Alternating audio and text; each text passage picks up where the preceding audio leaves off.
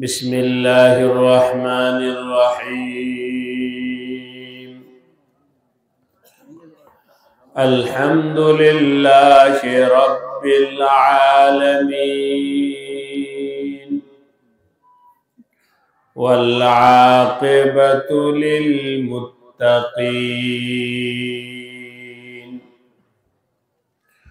والصلاة والسلام على سيد الأنبياء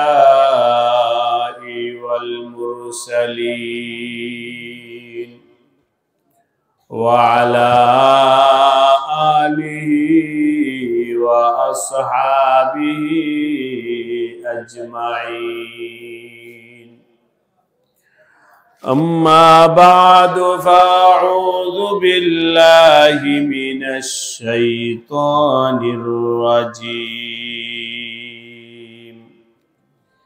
بسم الله الرحمن الرحيم يا أيها الناس إنا خلقناكم من ذكر وأنثى وجعلناكم شعوبا وقبائل لتعارفوا إن أكرمكم عند الله أتقاكم إن الله عليم خبير آمنت بالله صدق الله مولانا العظيم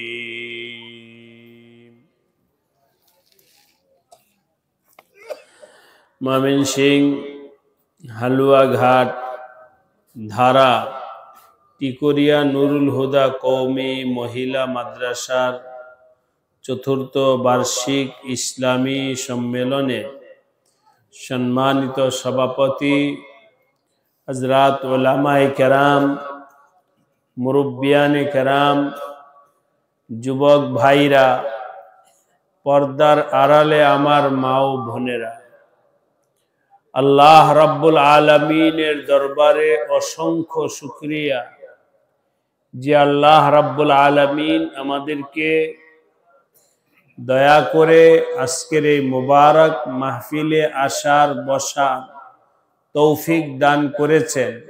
সকলে শুকরিয়া আদায় করে বলি আলহামদুলিল্লাহ। আমার ভাইরা, আমি আপনাদের সামনে পবিত্র কোরআনে কারিমের সূরাতুল হুজুরাতের 13 নম্বর আয়াত তেলাওয়াত করেছি। এই আয়াত থেকে দুই একটা কথা বলবো। আল্লাহ পাক আমাদের সবাইকে ইখলাসের সাথে আমলের নিয়তে জিন্দেগি গঠন করার নিয়তে কথা শোনার তৌফিক দান করেন। আল্লাহ আমাদেরকে সৃষ্টি করেছেন কে? সবাই বলেন আল্লাহ। আমাদের রিজিকের মালিক কে? হায়াতের মালিক, মৌতের মালিক আল্লাহ পাক নিজেই বলতেছে, ইয়া আইয়ুহান নাস, হে লোক সকল, তোমরা ভালো কইরা শুইনা নাও। ইন্না খালাকনাকুম, নিশ্চয়ই আমি তোমাদেরকে সৃষ্টি করেছি। আমার আল্লাহ বলতেছেন আমি তোমাদেরকে বানাইছি, আমি তোমাদেরকে বানাইছি। ও আমার ভাই ও দোস্ত, বলেন তো দেখি, মুসলমানদেরকে বানাইছেন কে? কাফেরদেরকে বানাইছেন কে?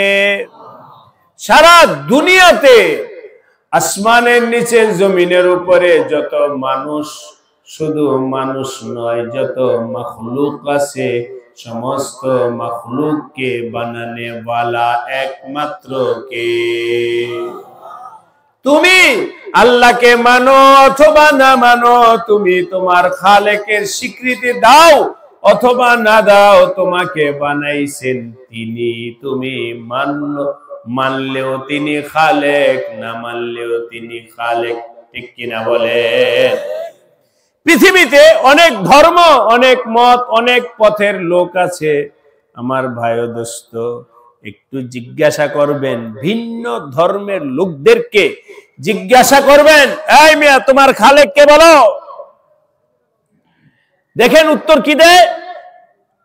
আল্লাহ পাকের কিছু কুদরত আছে, এই কুদরত একটু খেয়াল করলেই আমরা বুঝবো। শুধু বুঝানোর জন্য দোস্ত বলতেছি। হযরত সাইয়েদনা ইব্রাহিম আলাইহিস সালাম আল্লাহ পাকের মারেফাত, আল্লাহর পরিচয় তুলে ধরার জন্য নমরুদের কাছে গেছেন। গিয়া নমরুদের কাছে দাওয়াত দিলেন, এই আল্লাহকে মানো, তোমার খালেককে মানো, তোমার রবকে মানো। রবকে? আল্লাহকে মানো। নমরুদ বলল, রব আবার কে? রবের পরিচয় কি বলো? হযরত ইব্রাহিম আলাইহিস সালাম বললেন, কেন রবকে চিনো না? রব ওই সত্তা যিনি তোমাকে আমাকে সারা দুনিয়ার মানুষের হায়াত এবং মওত যার হাতে, তিনি আমাদের রব। ঠিক কিনা বলেন? নমরুদ তার বুদ্ধি, জ্ঞান, সমাজ ছিল না, বোকামি ছিল। এই জন্য সে বলল, আচ্ছা যদি হায়াত মৌতের মালিক হওয়ার কারণে আল্লাহ রব হয়, আমিও হায়াত মৌতের মালিক। নাউজুবিল্লাহ বললেন না কেউ? কি ভাই কথা কি বোঝা যায়? আমিও তো হায়াত মৌতের মালিক। দেখো দেখো, একজন অপরাধী লোক, ফাঁসির আসামিকে ডাইকাই না বলল, যাও তোমাকে আমি মুক্তি করে দিলাম, এই যে দেখো তার হায়াত দিয়ে দিলাম। আরেকজন নিরপরাধ লোককে ডাইকাই না ফাঁসিতে ঝুলাইয়া হত্যা করে বলল, এই যে দেখো তাকে মারলাম। সুতরাং মওত আমার হাতে, হায়াত আমার হাতে। হযরত সাইয়েদনা ইব্রাহিম আলাইহিস সালাম বুঝলেন এর ভেতরে হায়াত মওত বুঝার যোগ্যতা নাই। ঠিক কিনা বলেন? ইযা খাতাবাহুমুল জাহিলুনা ক্বালু সালামা, ইযা খাতাবাহুমুল জাহিলুনা ক্বালু সালামা। অবুঝের সামনে কথা বলতে নাই, বেইজ্জত হতে হবে। সুতরাং জাহেল, অবুঝ ওলামায়ে কেরামের সামনে বিভিন্ন কথা নিয়ে আসে, মজাকের জন্য বলি, বিভিন্ন সময় মাসলা জানতে আসে, তো আসলে জিজ্ঞাসা করি, কথা বোঝা যায়? মাসলা জানতে আসছো না তর্ক করতে আসছো? বলো। যদি বলে হুজুর জানতে আসছে, তাহলে ঠিক আছে, জানা আছে, আল্লাহ পাক জানাইছে, কোরআন হাদিস থেকে মাসলা বলে দেই। ইদানিং এক শ্রেণীর মানুষ আছে যারা আলেমদের কাছে যায় তর্ক করার জন্য। ঠিক কিনা বলেন? নিজে সূরা ফাতিহাটা ভালো করে পড়তে পারবে না, সে আলেম, হাফেজ, মাওলানা, মুফতি যার জিন্দেগি কোরআন হাদিস নিয়ে, তার সাথে তর্ক করতে যায়। যদি দেখা যায় কিছু বলে না, তর্ক করতে যদি আইসা থাকো, তাহলে তোমার সাথে কোনো কথা বলা যাবে না, কারণ কে কার সাথে তর্ক করে। ঠিক কিনা বলেন? যাই হোক, হযরত ইব্রাহিম আলাইহিস সালাম যখন দেখলেন হায়াত মওত কাকে বলে এটা সে বুঝবে না, হযরত ইব্রাহিম আলাইহিস সালাম পয়েন্ট ঘুরাইয়া দিয়া বলেন, শোনো, আমার আল্লাহর পরিচয় তোমাকে বলি। আমার আল্লাহর পরিচয় হলো ওই সত্তা, আমার তোমার রব, যিনি সূর্য পশ্চিম আকাশে উঠান উদিত করেন, অস্তনে পূর্ব পূর্ব আকাশ থেকে সূর্য, যেই আল্লাহ যেই রব পূর্ব আকাশ থেকে সূর্য উঠান আর অস্ত নেন পশ্চিমে, অস্ত যায় আল্লাহর হুকুমে। বলেন তো ভাই ও দোস্ত, সূর্য চলে কার হুকুমে? চন্দ্র চলে কার হুকুমে? বৃষ্টি কার হুকুমে হয়? আমার আল্লাহর হুকুমে হয়। শীত, এই যে আপনারা কাপড় পরে আসছেন, আজ থেকে 15-20 দিন আগেই ফ্যান লাগানো হয়েছে, ঠিক কিনা বলে? এই আবহাওয়াটা পরিবর্তন হয়েছে কার হুকুমে? আমার আল্লাহর হুকুমে। না এই ধারাম এলাকার মানুষ সবাই পাল্টায় ফেলছে? হ্যাঁ, পারবেন? এখন এই শীত যে আছে, এই শীতকে ঘুরায় গরম আনতে পারবেন নাকি সবাই মিলে? পারবে না, ক্ষমতা নাই। সব ক্ষমতার মালিক কে? এই কথাটা যখন বলল, তখন এবার আর নমরুদের মুখ চলে নাই। ফাবহিতাল্লাযী কাফার, ফাবহিতাল্লাযী কাফার। কারণ সূর্য চন্দ্রের উপরে ক্ষমতাওয়ালা কাউকে আল্লাহ রাখেন নাই। কেউ যদি বলে না সূর্য আমার হুকুমে চলে, তাহলে দুনিয়ার মানুষ সবাই তাকে পাগল বলবে, ঠিক কিনা বলেন? সূর্য এখানে কেউ, সারা দুনিয়াতে অনেক নাস্তিক, মোরতাদ, অনেক পাগল উম্মাদ, অনেক ধরনের মানুষের আবির্ভাব ঘটছে, ইসলামের খেলাফ আবির্ভাব ঘটছে।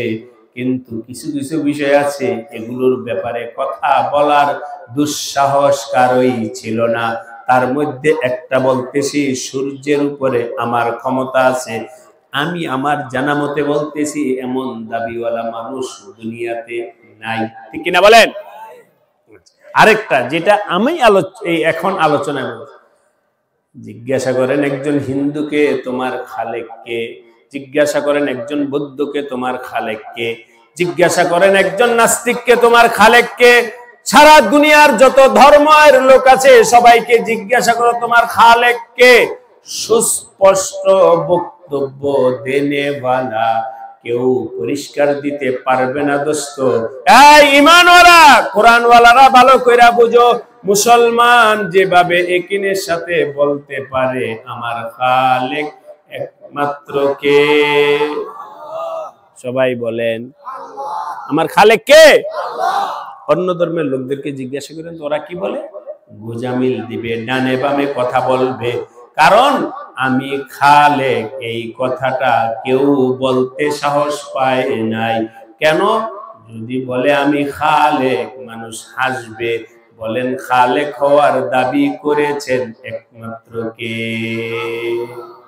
ইয়া আইয়ুহান নাস ইন্না খালাকনাকুম, আমি তোমাদেরকে বানাইছি, আমি তোমাদের খালেক, আমি তোমাদের খালেক।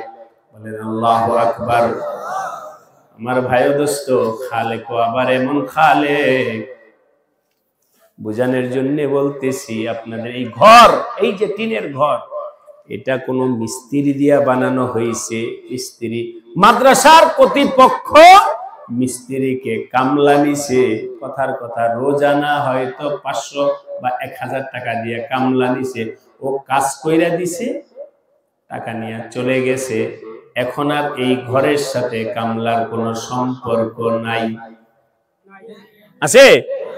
এখন যদি বাতাসে অথবা কোনোভাবে যদি বেড়াটা ভাঙ্গা যায়, এখন আর মিস্ত্রিকে আপনি ধরতে পারবেন না। বলবে আমার দায়িত্ব যেটা ছিল আমি তো কইরা দিয়ে আসছি, তোমার ঘর ভাঙছে না, ঠিক আছে, এর সাথে আমার কোনো দায় দায়িত্ব নাই। আমার ভাই দোস্ত, আমাকে আপনাকে আমার আল্লাহ বানাইছেন কামলার মতো, ঠিক কিনা? যে বানায় দিছি, যাও শেষ শেষ, এবার তোমার দায়িত্ব, তুমি চলো। না না, আমার আল্লাহ বলেন ওয়ামা মিন দাব্বাতিন ফিল আরদি ইল্লা আলাল্লাহি রিজকুহা। এত বড় করমওয়ালা, ইহসানওয়ালা আল্লাহ বানাইছেন, তিনি রিজিক দেন কে? হ্যাঁ, কথার কথা। আপনার বাচ্চা, আপনার মাধ্যমে আল্লাহ পাক বাচ্চারা দুনিয়াতে পাঠাইছে। নিজের বাচ্চা খায়া হোক না খায়া হোক, নিজের বাচ্চাকে নিজেই খাওয়ায়, না আরেক ঘরে ফালায়া দিয়ে আসে? নিজেই খাওয়ায়। আমাদের আপনাকে আমাকে বানাইছেন কে?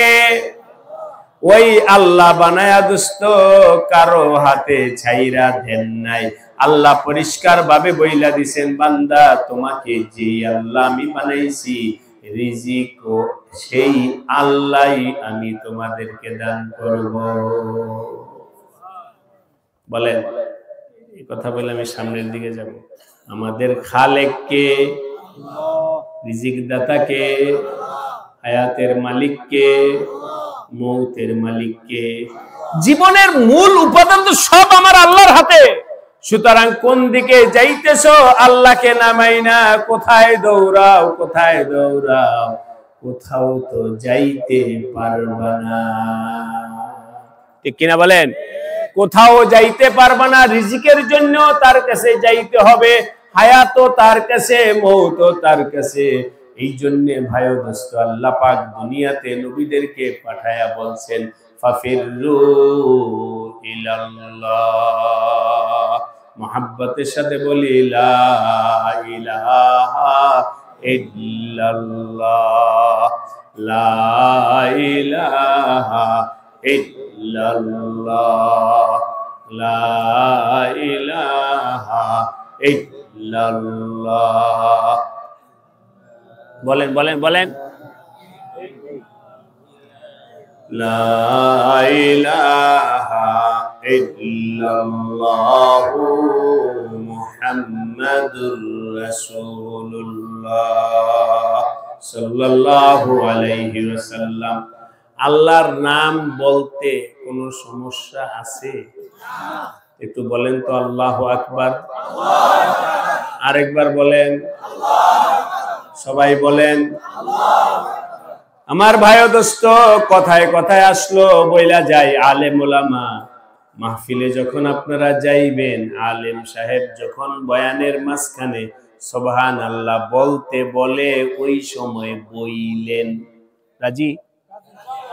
বলতে রাজি আছি? এই জবান দিছে কে? আমার আল্লাহ জবান দিছে। জবান দিয়া নারাই তাকবীর, আল্লাহু আকবার, অমুক তুমুক বলতে পারো, আমার আল্লাহর নামটা কেন বলতে পারো না? এতগুলো মানুষ যদি আল্লাহু আকবার বলে, আওয়াজটা কি এমনই হওয়ার কথা? বলেন তো দেখি আল্লাহু আকবার।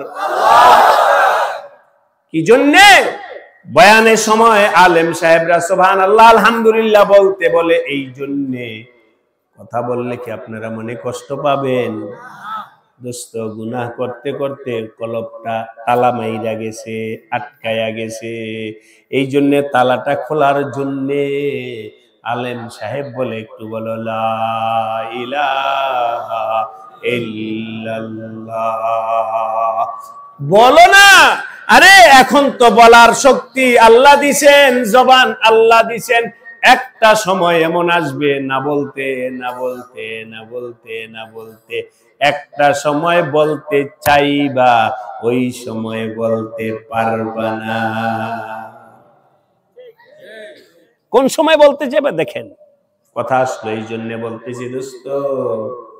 ফেরাউনের কাছে নবী হযরত মুসা আলাইহিস সালাম বহুবার বলছেন ইমানের কথা, কালিমার কথা, লা ইলাহা ইল্লাল্লাহ বলার জন্য অনেক দাওয়াত দিছে, কিন্তু ফেরাউন বলে নাই বলে নাই বলে নাই। না বলতে না বলতে না বলতে যখন নীল নদের মধ্যে আটকা পড়ছে, ওই সময় বুঝা থাকলে বলেন তো, বলতে চাইছিল কিনা? চাইছে কে? ফেরাউন।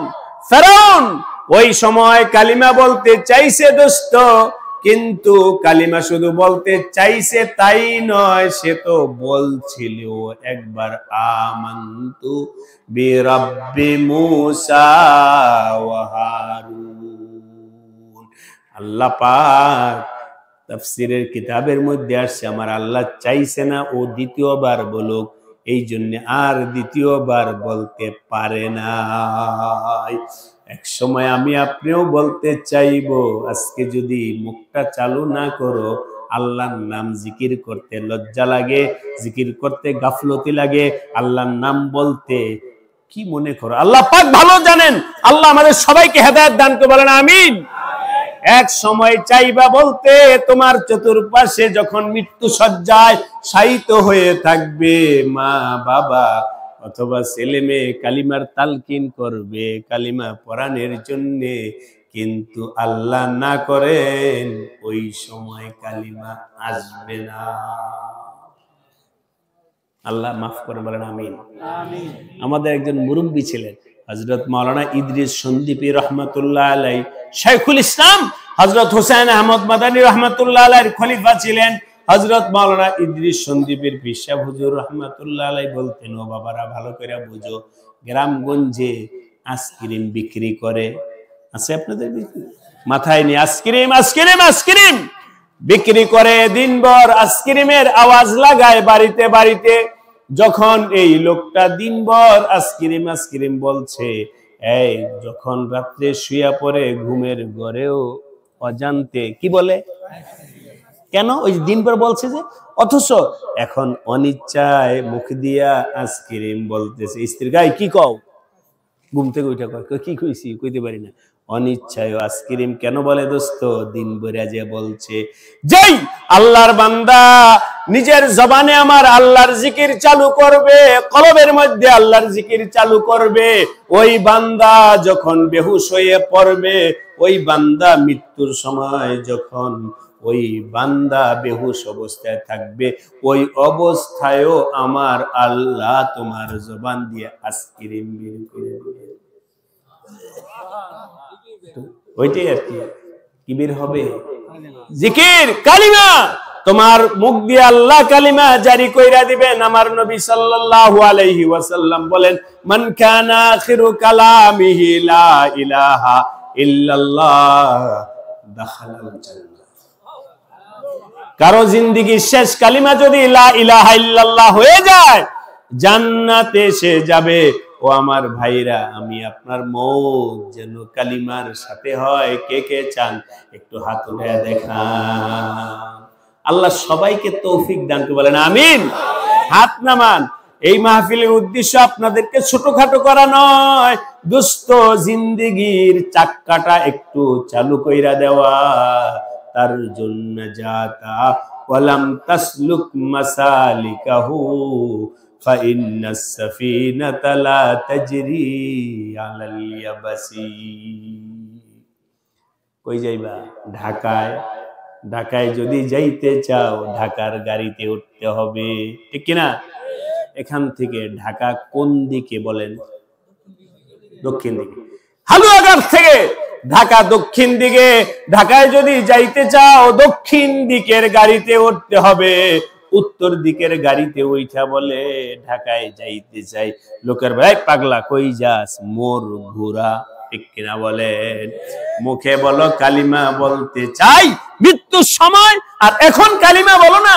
এখন লা ইলাহা ইল্লাল্লাহ বলতে বললে কেন মুখ বন্ধ কেন? হ্যাঁ, ওই সময় যদি বলতে চাও এখনই বইলা নাও, ঠিক কিনা বলেন? এখন বলা শিখো, এখন বলা শিখো, এখন জবান চালু করো, এখন কলব চালু করো। ইনশাআল্লাহ যখন প্রয়োজন হবে আমার আল্লাহ তোমার জবান দিয়া কালিমা চালু কইরা দিবে। হযরত ইদ্রিস সন্দীপী পীর সাহেব হুজুর বলতেন, বাবারা সময় থাকতে সময়কে কাজে লাগাও।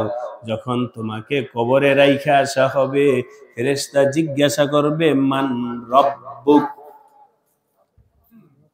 রবকে? জোরে বল রবকে। এখন বলতে যদি এখন যদি রব্বি আল্লাহ না বলো, এখন যদি আল্লাহ না বলো, ওই সময়ও বলতে পারবা না। হযরত বলতেন বঙ্গা, বঙ্গা ছিলেন, বঙ্গা ছিলেন না? এই চাউলের দোকানে, আটার দোকানে বস্তার ভেতরে কেমন আছে কিনতে গেলে একটা লোহার শলি দিয়ে বের কইরা দেখায়। কি বলে আপনাদের এলাকায়? এই যে এখন বলছে না, ঠোঙ্গা বলে না বঙ্গা বলে? বঙ্গা। বঙ্গা যদি বঙ্গা দিয়ে আটার বস্তার ভিতরে বঙ্গা ঢুকাইলে বঙ্গার মধ্যে আটাই আসবে। আর যদি ডালে চিনির বস্তার মধ্যে বঙ্গা ঢুকাও তাহলে বঙ্গার মধ্যে চিনি আসবে, ঠিক কিনা বলেন? যেই কলবের ভিতরে আমার আল্লাহর জিকির আছে, মহাব্বত আছে, ওই কলবের ভেতরে যখন ফেরেশতা মান রব্বুকার বঙ্গা ঢুকাবে, মুহূর্তের মধ্যে বের হয়ে আসবে রব্বি আল্লাহ। এখানেই ঠিক করতে হবে, ঠিক এখানেই করতে হবে, এখান থেকে ঠিক কইরা নাও। এই জন্য আমার ভাইরা, আপনাদেরকে লম্বা চূড়া কোনো ওয়াজ নয়, সংক্ষেপে কথাই বলতেছিলাম, কিন্তু কথার মুখটা অন্যদিকে চলে গেছে। যাই হোক, তারপরও আমাদের দরকার আছে সকাল বিকাল আল্লাহর জিকির করব। রাজি আছেন কিনা বলেন? কে কে রাজি আছেন? আমার আল্লাহর জিকির করো, কলব জারি করো, আল্লাহ ওয়ালাদের সোহবতে গিয়া জিকির শিখো।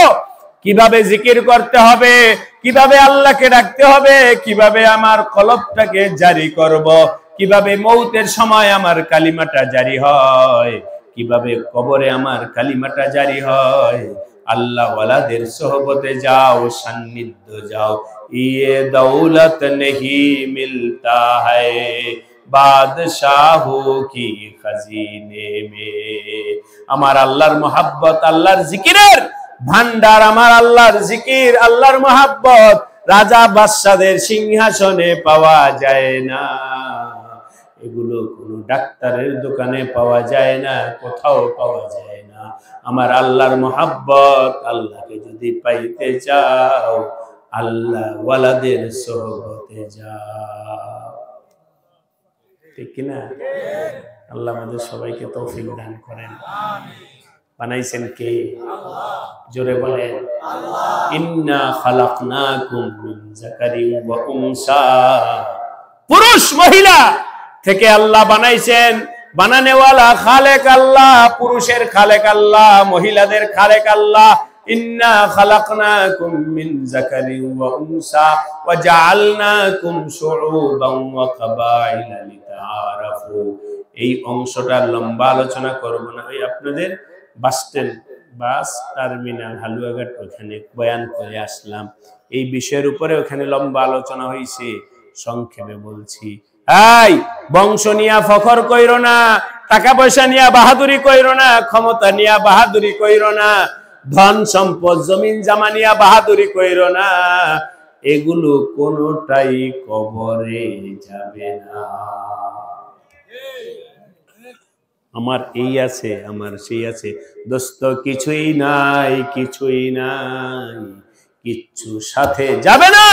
ইন্না আকরামাকুম ইনদাল্লাহি আতকাকুম, আমার আল্লাহর কাছে মর্যাদা ওয়ালা যদি হইতে চাও, তাকওয়া হাসিল করো, তাকওয়া হাসিল করো, তাকওয়া ওয়ালা হও, তাহলে আমার আল্লাহর কাছে মর্যাদা ওয়ালা হইতে হবে, হইতে পারবা।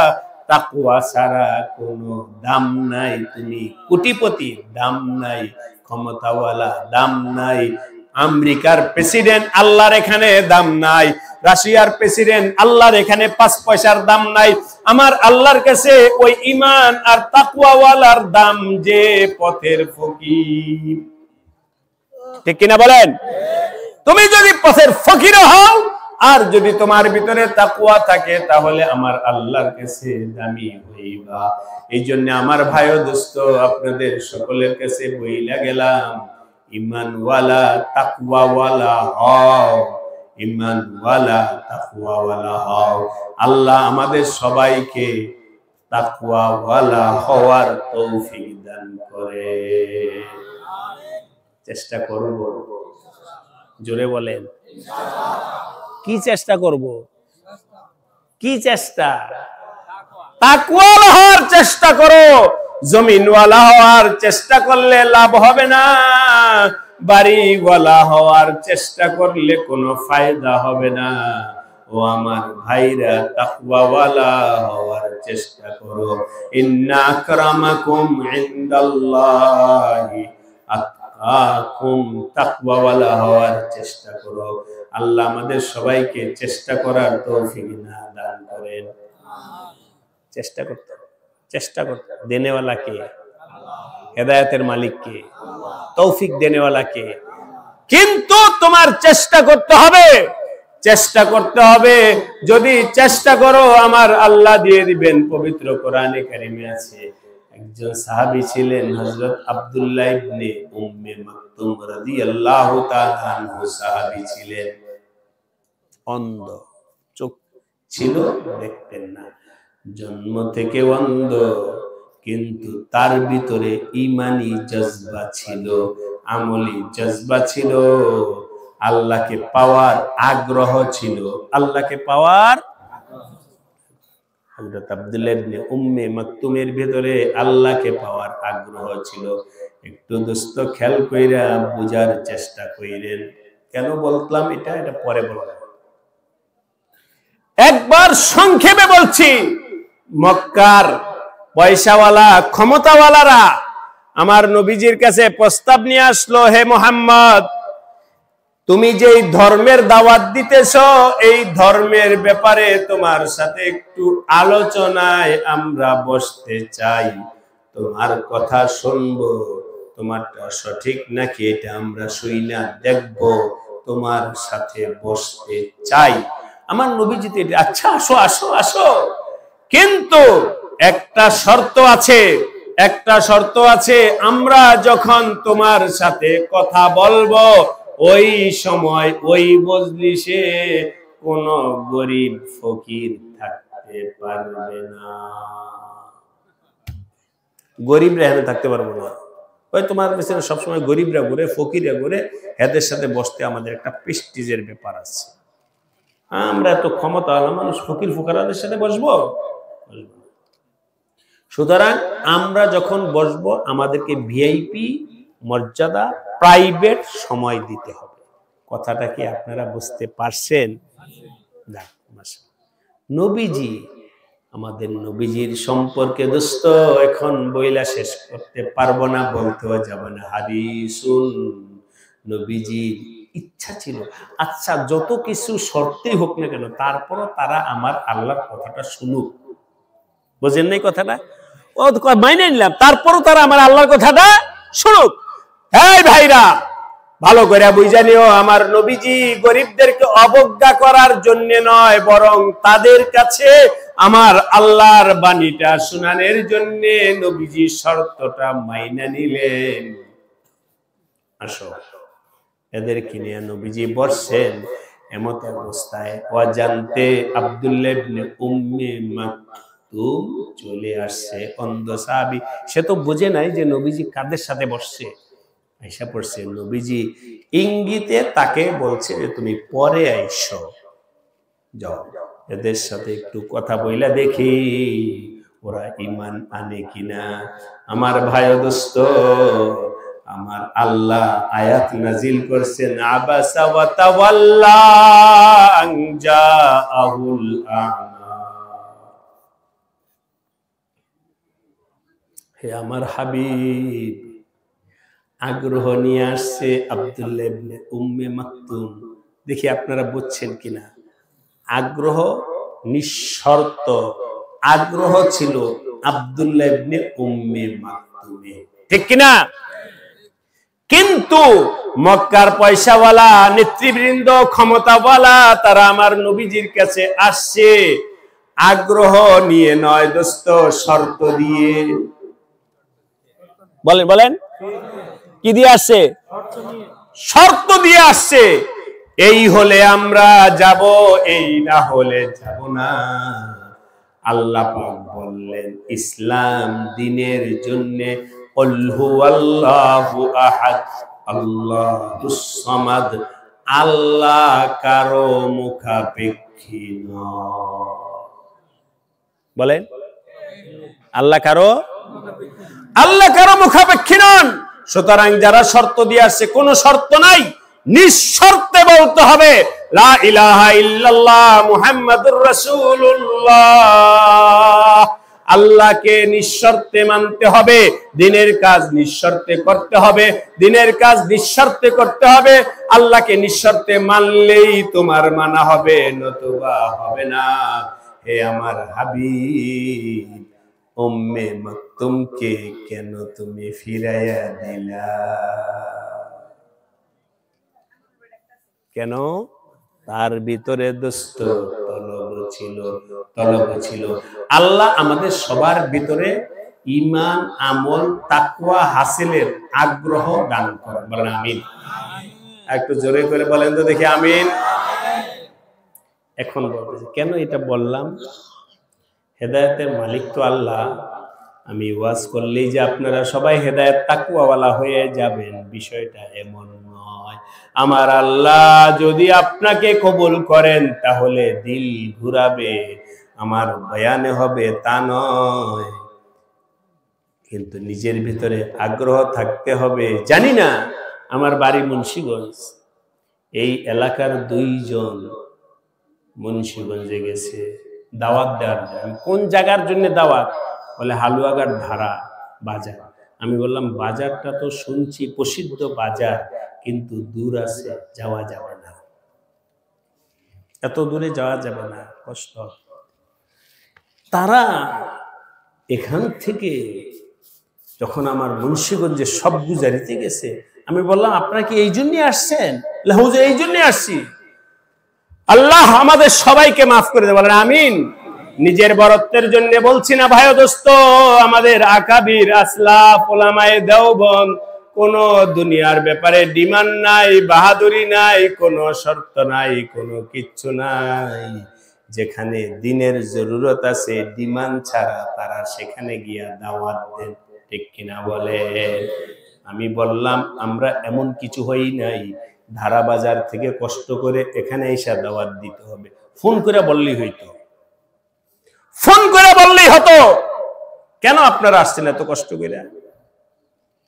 যাই হোক, তখন আমি বললাম খাদেম সাহেবকে, দেখো ডায়েরি খোলো, এত দূর থেকে আসছে, যে কোনো মূল্যেই হোক সেখানে আমার যাওয়া লাগবে। যদি আমি না যাই আর আমার আল্লাহ যদি নারাজ হন, সব বেকার হয়ে যাবে, ঠিক কিনা বলেন? এই তলবের কারণে দোস্ত এখানে আসা। তলব তো কিছু লোকের, কিন্তু আল্লাহ পাক এটার বরকত এলাকার সবাইকে দিতে পারে, ঠিক কিনা বলেন? কিন্তু এটা মনে রাখবেন, আল্লাহকে পাইতে হলে নিঃশর্ত তলব লাগবে, আগ্রহ লাগবে, চেষ্টা লাগবে, মেহনত লাগবে। আল্লাহ আমাদের সবাইকে তৌফিক দান করবেন, আমিন। ঈমানওয়ালা তাকওয়াওয়ালা হওয়ার জন্য চেষ্টা করব। তাকওয়াওয়ালা কিভাবে হব? তাকওয়া মানে কি? আল্লাহকে ভয় করা। সংক্ষেপে বলছি দোস্ত, হারাম কাজ করব না। একটু হাত তুলে দেখান। আল্লাহ সবাইকে তৌফিক দান করে। এটাই তাকওয়া, এটাই তাকওয়া। হারাম কাজ করব না, এটাই তাকওয়া, এটাই তাকওয়া। হারাম কাজ করব না। সুদ কি? জোরে বলেন, সুদ কি? অন্যের জমিন দখল, অন্যের দোকান দখল, অন্যায়ভাবে কাউকে হত্যা করা, ঝগড়া ফাসাদ, মারামারি, সিবাবুল মুসলিমি ফুসুকুন ওয়া কিতালুহু কুফরুন। মদ, নেশা কি? হারাম কাজ ছাড়ো, হারাম কাজ ছাড়ো। ও আমার ভাইরা লিখা রাখতে পারো, হারাম কাজে লিপ্ত থাকা অবস্থায় আমার আল্লাহকে পাওয়া যাবে না, যাবে না, যাবে না। তুমি যেই কেউ হও না কেন, জাহের বাতেন যে কোনো হারাম কাজের সাথে যদি তোমার উলফত মোহাব্বত সম্পর্ক থাকে, আল্লাহকে পাইবা না, আল্লাহকে পাইবা না। খাসিরাত দুনিয়া ওয়াল আখিরাহ। আজকে আমার বয়ানের মূল বক্তব্য হলো এটাই দোস্ত, হারাম কাজ ছাড়বো, হারাম কাজ ছাড়বো। এই ওয়াদাটা নিজের দিলে দিলে করো, চেষ্টা করবা হারাম ছাড়ার জন্য। আল্লাহ আমাদের সবাইকে হারাম ছাড়ার তৌফিক দান করেন। এছাড়া আল্লাহকে পাইবা না। হারাম কাজে লিপ্ত থাকা অবস্থায় আল্লাহকে পাইবা না। কথার কথা দোস্ত বলতেছিলাম, হারাম ছাড়ো। স্বর্ণের আংটি পুরুষের জন্য ব্যবহার করা কি হারাম? উদাহরণ হিসেবে বলছি, হাতে কি? স্বর্ণের আংটি কার? পুরুষের। হুকুম কি? নাজায়েজ। গলার মধ্যে স্বর্ণের চেইন পুরুষের জন্য নাজায়েজ। এখন একজন আলেম মুরব্বী, উনি মাসলা বলতেছেন, গলায় পুরুষের জন্য স্বর্ণের চেইন পরা হারাম। শুনলেন কিন্তু চেইনটা খুললেন না। হবে? বুঝেন নাই?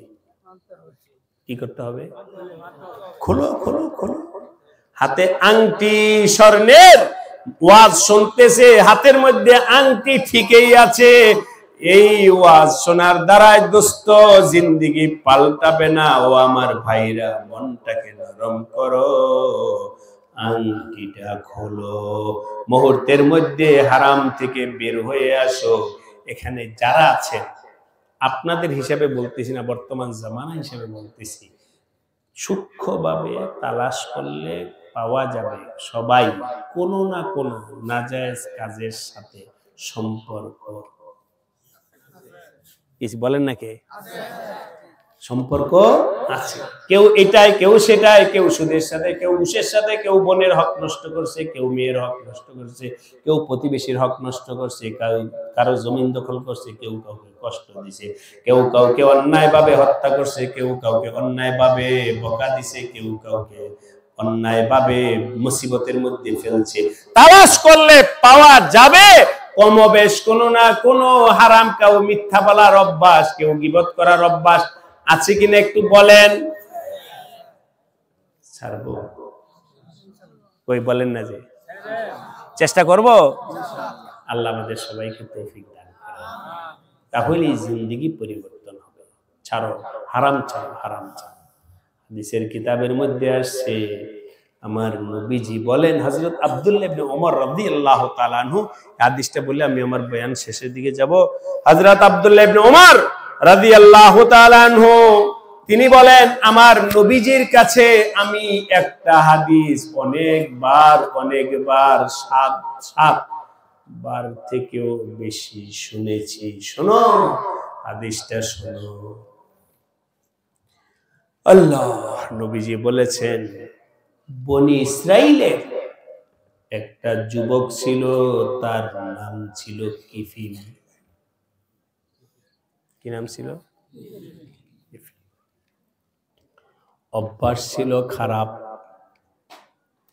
অভ্যাস ছিল, হারামে লিপ্ত ছিল, পর নারীর সাথে থাকার অভ্যাস ছিল। ইশারা ইঙ্গিতে বলতেছি, দোস্তরা বুঝা নিও। একবার একটা যুবতী মেয়ে বিপদে পইরা তার কাছে আসলো কিছু টাকা ঋণের জন্য, ঋণ নেওয়ার জন্য। আজকে তো ঋণের মাধ্যমে অনেক সমস্যা হচ্ছে, ঠিক কিনা বলেন? ঋণের মাধ্যমে অনেক হারাম কাজে সংশ্লিষ্ট, অনেক হারাম কাজ চলে আসতেছে। যাই হোক, ওদিকে আমি গেলাম না। ঋণ নেওয়ার জন্য যখন যুবতী মেয়েটা এসে বলতেছে, ও ভাই তুমি আমাকে 60 দিনার ঋণ দাও, বিপদে পড়ছি। ছেলেটা বলল, এইভাবে তো তার বদভ্যাস আগেই আছে, আরো এখন সুযোগ হয়েছে। মেয়েকে বলল, আমি তোমাকে 60 দিনার দিতে রাজি আছি, শর্ত আছে একটা, তা হলো আমার সাথে রাত্রি যাপন করতে হবে। নাউজুবিল্লাহ বলেন। মেয়েটা বিপদে পড়ে কিছুটা নিমরাজি হয়ে টাকাটা নিছে। যাই হোক, টাকাটা নেওয়ার পরে ওই শর্ত মোতাবেক মেয়েটা যখন ছেলের সাথে রাতে একাএকি হয়েছে, দরজা বন্ধ, জানালা বন্ধ, গভীর রাত, ছেলেটা যখন অগ্রসর হইতেছিল মেয়েটার দিকে, মেয়েটা কাঁদতে ছিল, চোখ দিয়া পানি পড়তেছে। এক বাকাত ওয়ারতাআদাত, চোখ দিয়া পানি পড়তেছিল এবং তার শরীর কাঁপতেছিল। ছেলেটা জিজ্ঞাসা করলো, এই মেয়ে, তোমাকে তো জবরদস্তি আমি এখানে আনি নাই, তুমি নিজেই আসছো, কাঁপতেছো কেন? তোমার শরীর কাঁপতেছে কেন? কারণ কি বলো?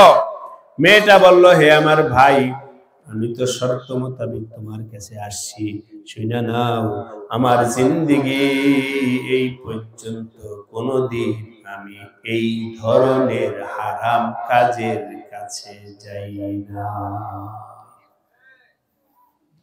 দরজা বন্ধ, জানালা বন্ধ, কেউ দেখতেছে না গভীর রাতে, কিন্তু আমি দেখতেছি আমার আল্লাহ আমার দিকে তাকায় আছে। ওই আল্লাহর ভয়ে কাঁদতেছি, ওই আল্লাহর ভয়ে কাঁদতেছি, আমি ওই আল্লাহর ভয়ে কাঁদতেছি। আল্লাহর কাছে কি জবাব দিব? আমি তো দেখতেছি আমার আল্লাহ আমার দিকে তাকায় আছেন। বলেন আল্লাহু আকবার। এই কথা শুই না ছেলেটা অবাক। ও ভাইরা, বুঝা থাকলে বলেন ওই মেয়েটাকে বানাইছে কে? এই ছেলেটাকে বানাইছে কে? ছেলেটা অবাক হয়ে বলতেছে, এই মেয়েটা তার জীবনে এমন গুনাহ আর কোনোদিন করে নাই, এখনো করে নাই, করতে যাইতেছে, তাই এত বড় ভয়ে কাঁদতেছে আর বলতেছে আমি আমার আল্লাহকে দেখতেছি, আমাকেও তো ওই আল্লাহই বানাইছেন। আমি আমার জীবনে এমন গুনাহ তো অনেক করেছি, কোনোদিন তো আল্লাহকে দেখি না। মিয়ানে আশিক ও মাশুক রঞ্জিশ কেরামান কাতিবিরা হাম খবর নিস। ছেলেটা থমকে দাঁড়ায়া কিছুক্ষণ পর বলল, ও আমার বোন, শোনো শোনো, আমি তোমার ইজ্জত নষ্ট করব না। এক। দুই নাম্বার, আল্লাহ কোনদিন শুধু তুমি নয়, কোনদিন আর এই গুনাহ করব না। তিন নাম্বার ঘোষণা শুনে নাও, আমার থেকে যে ঋণ নিছো এই ঋণও পরিশোধ করা লাগবে না। ছেলেটা পট করে দরজা খুইলা লাফ দিয়া বের হয়ে গেছে। কার ভয়ে? জোরে বলেন ছাড়ো ছাড়ো, হারাম ছাড়ো। ছেলেটা চট করে দরজা বন্ধ খুইলা বের হইয়া নিজের বাড়িতে গিয়া বালিশে মাথা দিয়া কান্না শুরু করছে। আল্লাহ, জীবনে কত গুনাহ করলাম, কোনদিন তোমাকে দেখলাম না। কি জবাব দিব আল্লাহর কাছে? কি জবাব দিব? কি জবাব দিব? কাঁদতে কাঁদতে জারজার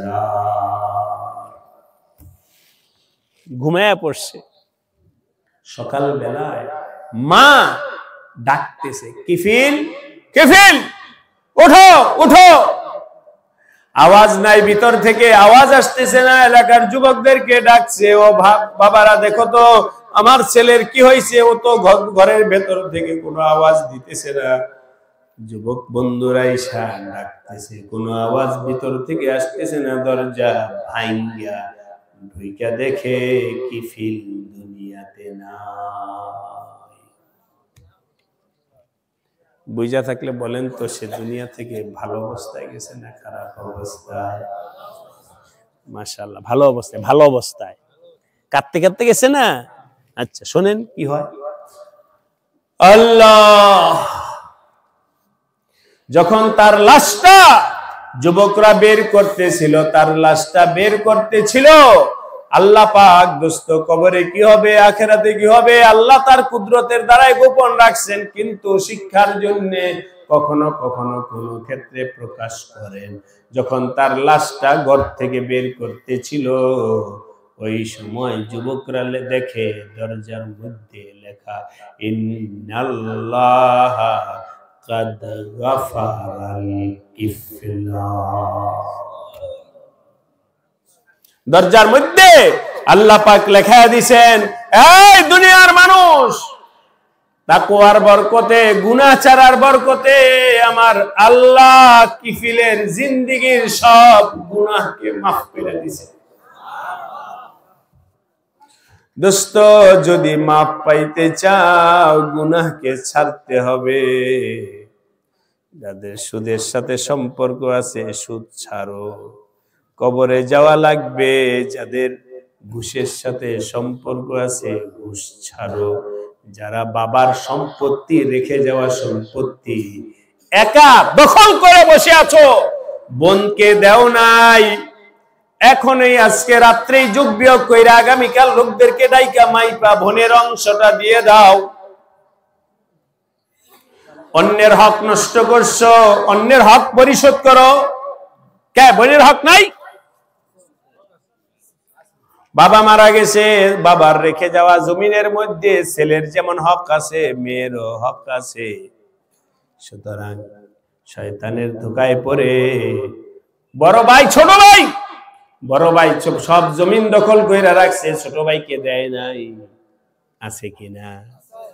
বড় বড় কথা বললে মাতামুহু হারামুন মালবাসু হারামুন ফাআন্না ইস্তাজাবু লাহু দুআ। এই সমস্ত সব ধরনের হারাম কাজ থেকে বের হয়ে আসো, হারাম কাজ ছাড়ো, আল্লাহ পাক তোমার মর্যাদা দান করবেন। ইন্না আকরামাকুম ইনদাল্লাহি আতকাকুম। ও আমার ভাইরা, কথা শেষ করলাম, কর্তৃপক্ষকে বলতেছে আমার বয়ান শেষের দিকে আপনাদেরকে জিজ্ঞাসা করে, দুনিয়ার মানুষ আমাকে সবাই ভালো বলে, কথার কথা। কেন? মাথায় টুপি, পরনে পাঞ্জাবি, জুব্বা, পাগড়ি দেখা মানুষ আমাকে ভালো বলে, কিন্তু গোপনে হারাম কাজের সাথে সম্পর্ক, বলেন তো মানুষ ভালো বলে, এতেই কি আমি আল্লাহর কাছে ভালো হব? আল্লাহুম্মা, আমার নবীজি দোয়া শিখাইছেন, আল্লাহুম্মা জাআল সারিরাতি খায়রাম মিন আলানিয়াতি ওয়াজআল আলানিয়াতি সালিহা। হে আল্লাহ, আমার জাহিরকেও ঠিক কইরা দাও, আমার বাতিনকেও ঠিক কইরা দাও। দুনিয়ার মানুষ তো আমাকে ভালো বলে, হাজি বলে, গাজী বলে, অমুক বলে, তমুক বলে, এইতে কোনো লাভ হবে না দোস্ত। আল্লাহর কাছে ভালো হওয়ার চেষ্টা করো। আল্লাহর কাছে ভালো হতে হলে গোপন গুনাহ ছাড়তে হবে, কিনা বলে? গুনাহ ছাড়ো। আল্লাহ আমাদের সবাইকে তাকওয়াওয়ালা হওয়ার তৌফিক দান করেন। মহিলা মাদ্রাসার অনেক খরচ আছে, গ্রাম দেশের মাদ্রাসা, সব মেয়েরা তো পয়সা দিয়ে পড়তে পারে না। এক্ষেত্রেও আপনারা সহযোগিতা করার জন্য চেষ্টা করিবেন। পারবো ইনশাআল্লাহ?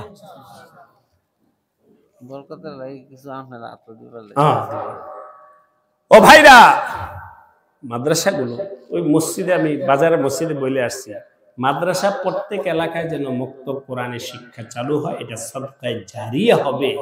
মাদ্রাসাগুলোকে চালু রাখার চেষ্টা করো। যেখানে মাদ্রাসা নাই, কোরআন নাই, কোরআনের শিক্ষা নাই, সেই এলাকায় কোরআনের শিক্ষা, মাদ্রাসা প্রতিষ্ঠার জন্য চেষ্টা করো, সদকায়ে জারিয়া হয়ে যাবে। আল্লাহ পাক আমাদের সবাইকে তৌফিক দান করেন। এই মাদ্রাসায় যে সমস্ত মেয়েরা পড়তেছে, আমার ভাই দোস্ত, মেয়েরা যদি তাকওয়াওয়ালা হয়ে যায়, তাদের ভবিষ্যৎ জেনারেশন তাকওয়াওয়ালা হবে, ঠিক কিনা বলেন? সে যেই ঘরে যাবে, স্বামীকে দিনদার বানানোর চেষ্টা করবে, শ্বশুর শাশুড়িকে দিন বুঝানোর চেষ্টা করবে, তাদের থেকে যে সন্তান আদি আল্লাহ দুনিয়াতে পাঠাবেন, এগুলোকেও আল্লাহ পাক দিনের উপরে আনার ইনশাআল্লাহ ব্যবস্থা হয়ে যাবে। এই জন্য আমার ভাইরা, দোস্তরা, সবাই মাদ্রাসায় সহযোগিতা করবেন। একটু হাত উঠায় দেখান। আল্লাহ সবাইকে, রাজি নেই আপনার, একটু হাতটা একটু বড় করে উঠান না। আল্লাহ সবাইকে তৌফিক দান করে, বলেন আমিন। এই এখানে